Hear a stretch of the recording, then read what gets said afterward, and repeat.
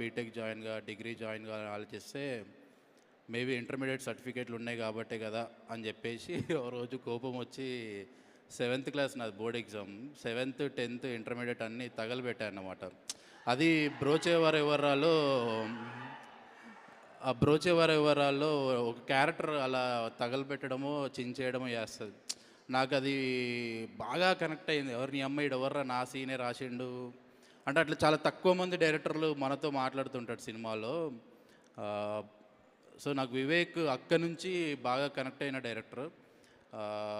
నాకు నాని అన్న అంటే చాలా ఇష్టం, పిచ్చి. మేబీ మా డాడీ మా అమ్మ తర్వాత అంత ఇష్టం అన్నమాట మనిషి. బట్ నాకు మోర్ దెన్ ఈ సినిమాకి నాని అన్న కంటే నేను వివేక్ గురించి పెద్ద హిట్ అవ్వాలని కోరుకుంటున్నాను. అంతే అనుకుంటా. Thank you. కాదు కాదు కాదు కాదు ఇంకొకటి ఉంది. మేబీ అన్న నేను నీకు ఇందాక చెప్తున్నట్టు లేదంటే నేను కలిసిన ప్రతిసారి నిన్ను టార్చర్ పెట్టేది నేనే అనుకుంటా. నాకు నీ దగ్గర నుంచి మాస్ మాస్ మాస్ మాస్ అని. ప్లీజ్ ఇంకా నువ్వు మాస్ సినిమాలే చెయ్యన్న, ఇది నా పర్సనల్ రిక్వెస్ట్.